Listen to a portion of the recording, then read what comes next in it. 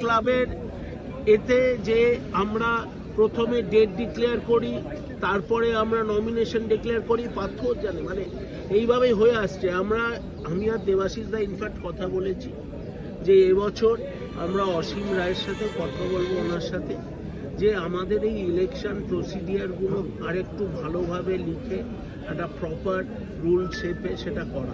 অসীম রায় যা করেছে as per our rules and regulation করেছে। তাহলে আপনি রুলস সৌমিক বাবুকে আমার একটা প্রশ্ন আছে, এটা হচ্ছে যে এই নির্বাচনী জনসভার কথা আমরা বারবার শুনলাম দুতরফেরই, এবং তারপরে দেখা গেল এটা একসঙ্গে মনোনয়ন করেছে, কিন্তু এই বারবার জনসভায় আপনি একটা ফ্যাক্টর ছিলেন এই ইস্যুতে। আপনার আমি ফ্যাক্টর বলে না, আমি অনেকদিন ধরেই বলে এসেছি যে দুজনের মধ্যে কোনো কারণে দূরত্ব বেড়েছে।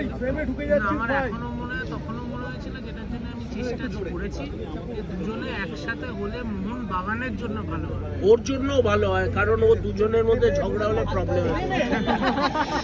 সেই জন্য মোহনবাগানের ভালো, আমার মনে হয় এরা দুজনে একসাথে কাজ করলে এর থেকে আজকের দিনে আমার মনে হয় এই জুটির বদলে আর কোনো জুটি নেই বা কোনো ব্যক্তি একা নেই যে মোহনবাগানে ভালো করতে পারে। এছাড়া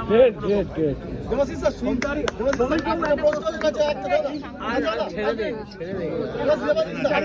3 তারিখের পর থেকে দেবাশিস বাবু এবং সিঞ্জয়